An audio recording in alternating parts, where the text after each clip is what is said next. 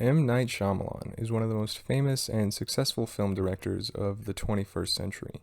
His classic films such as The Sixth Sense, Signs, Unbreakable, and The Happening have all gone on to critical and fan praise, which awarded him a steady cult following. His film consisted of a stylistic approach with purposeful directing, powerful scripts, and a twist right when the audience least expected it. He set the world on fire with The Sixth Sense, which earned him the respect of not only the industry, but Kevin Smith as well for being able to work with Bruce Willis. Since his insanely successful run in the beginning of the new millennium, he has steadily lost all of the critical praise he once had. This is due to films such as the previously mentioned The Happening, The Lady in the Water, and The Curse Against God itself, The Last Airbender.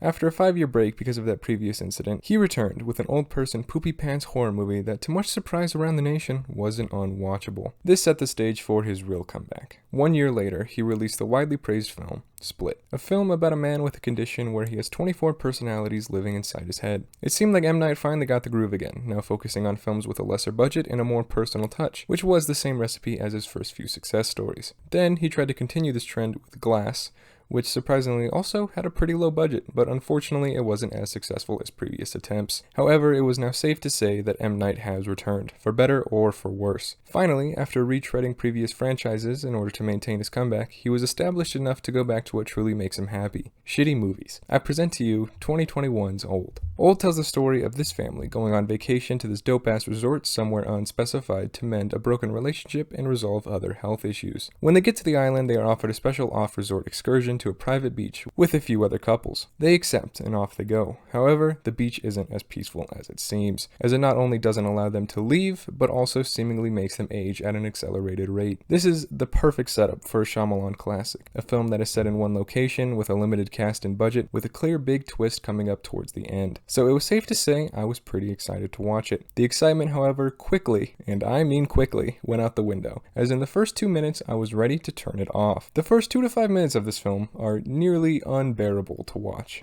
You can come over to my house and make up stories. Then we can go to the same college together and become neighbors with mortgages. Cool. So today, let's take a look at why the beginning of a film is so important, and what went wrong in this case. A classic saying in film is, it's not a third act problem, it's a first act problem. And this film suffers from that idea majorly. It's basically saying that if the ending isn't satisfying, it's not the ending itself, it's the setup to the ending at the beginning that needs help. And that's where we'll start, the setup. A big problem of this film doesn't even begin with the film itself. It goes back to the trailer. The all-revealing trailer tells the audience exactly what it's getting into, including some rather important and specific details that would make for a much better surprise during the film. So the setup is obviously, they are stuck on a beach that for some mystical, not understood reason makes them age fast and won't let them leave. We get that much from the poster more than anything else. So immediately, even before going into this film, we know it has to do with age, growing older, fear of missing out, and themes along those lines. But the first, 5 to 10 lines of dialogue all have to do with growing old, and it just seems so unnatural. It's clearly a setup for things to come. I mean, we know what is coming, but still Shyamalan felt it was necessary to warn the audience as much as humanly possible about the approaching threat. The first conversation starts with the girl singing, and the mom saying, I can't wait to hear it when you're older. Get it? Because she's gonna get old soon. The next line. How old does a child have to be to go scuba diving? Again, going back to the main idea of this whole film, losing one's childhood. Next line. I think you're a bit too young. Again, going back to the idea that they're young now and will be turning old shortly. The next line. You're a baby. Foreshadowing again, age, growing up, and a baby that we eventually see later. Which was also in the trailer, so, not much of a spoiler there. The next line. You said it would be 5 minutes. It's been way more than 5 minutes. Which is foreshadowing the beach, which makes time go faster. The next line, stop wishing away this moment. That line summarizes the entire theme of this film. She just said the entire thematic point of this whole film in the first 2 minutes and 30 seconds of screen time. And the last line is another more subtle foreshadow that the mom is being a hoe, but that one's a little more forgivable. We don't care about that one. To recap, the first 2 minutes, we get 6 weird-sounding, out-of-place lines all talking about the fragility of time and the importance of one's youth. In this movie, called Old. I mean, come on. There's a whole movie to do this, to understand these themes. Why just absolutely rush all of these ideas into my head at once, with out-of-place dialogue? It doesn't help that the acting, particularly the children, are just god-awful, especially in the beginning, but still. The absolute balls it takes to open a film like this, I mean, at least it was fast, but by being so fast, you have no time to reflect on these themes, or to relate to any of the characters. We don't even know their names, or anything about them for that matter, but we already know the entire point of the film. We get it. Imagine if just every movie started like this, just explaining the point of it. Like There Will Be Blood, for example. It just starts out, instead of that amazing opening where we get a look at young Daniel Plainfield in the mines getting hurt and whatnot, we get a scene of him talking to some old rich dude, just like, well, I wish I was rich. He's not that southern. I don't know why I give him such a southern drawl. Well, you get there someday, boy. I sure hope so. I also want a child. A child, huh? You better spoil them with wealth. I sure won't. He will have to earn my respect. And if he gets in the way of your money, then I say fuck him. Cool. You're so greedy, Daniel. I know, right? Capitalism, capitalism, capitalism, capitalism, capitalism. That's how it would go. And then you get a 3-hour movie of just the same events. How horrible. What a waste of time that would be. All the subtlety, all of the character development, all of the growth, just down the drain in order to explain to the audience what to think. It's just bad writing. And the fact that it got through at least 3 rounds of revisions and most likely a few takes blows my mind. It's so over the top, hitting you over the head. I mean, it's inexcusable. There has got to be a much subtler way to do this. And here's my take. Family is on the bus. Girl is singing. Mom, you have such a wonderful voice, sweetie. Girl, stop it, Mom, you're embarrassing me. Mom, don't be embarrassed, dear. You have true talent. She holds her hand. Kid barges in. Can we go scuba diving? Mom, absolutely not. Dad, we'll try snorkeling and see how you feel. You might not be big enough for scuba air tanks yet. Kid, aw man. Dad, in a few years we will go. How about that? The kid shakes his head. The couple looks longingly into each other's eyes until the mom looks down at her phone. The bus stops at the resort and they are greeted by a clearly evil man in a suit. End of scene. I mean, it's not great. I wrote it in about 30 seconds, but just having more realistic feeling dialogue with less of an emphasis on time and growing old, but the idea of it still being present enough so that it's in the viewer's mind. Just try not to state it explicitly on multiple occasions. It shouldn't be that difficult to make us think about the idea of aging without directly telling us to think about aging. Now moving on to my next point here, foreshadowing. Foreshadowing is an incredibly useful tool in storytelling. Some great subtle examples are in The Departed, every time you see an X on screen, someone's gonna die. Same with The Godfather and Oranges. It's incredibly subtle and only noticeable on multiple viewings, but does subconsciously put some suspense and tension on your brain while watching. Another example, everything in The Usual Suspects is subtle foreshadowing if you look on the background wall. It's super easy to miss, and small details like that can really help the shock ending. For M. Night, you think something like this would be an easy thing.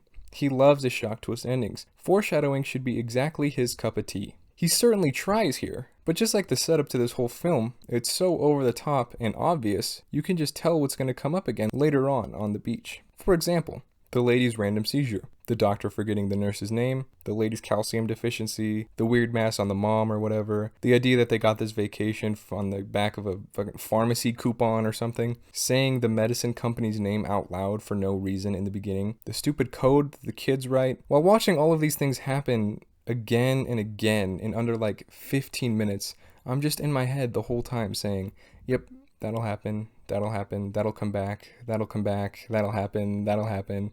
It just leaves no room to be surprised, really. It's too much foreshadowing. It's so intense that it actually feels like exposition more than foreshadowing, as again, we know the plot of the movie going in. It's not easy to fix, but here's my suggestion.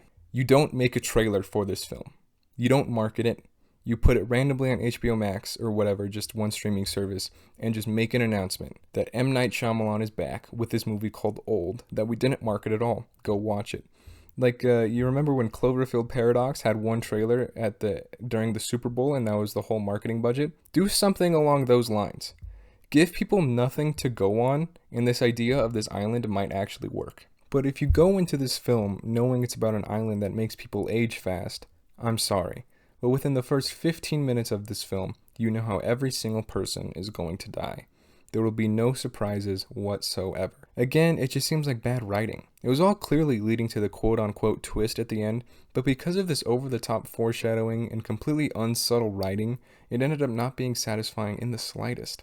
Again, it's because of that first act problem of telling too much. So now I'm going to spoil it just for fun, because, why not? And if you want to watch it yourself, please do. It's not a horrible film, really, but there's a lot of questionable decisions made along the way, and some horrible kid actors, so brace yourself. But basically, the hotel is run by this pharmaceutical company who uses this magic beast to test the effectiveness of medication on people long term, in only a few hours, because time goes fast on the beach.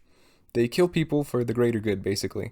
So everyone on the beach has a disease, and they were given a cure when they got there to see if it works, and then they all die horrible deaths. So, yeah. Now, everything else. There's a bunch of other flaws in this film that I do want to list just for fun, because poking holes in this idea, it might be the easiest thing to do.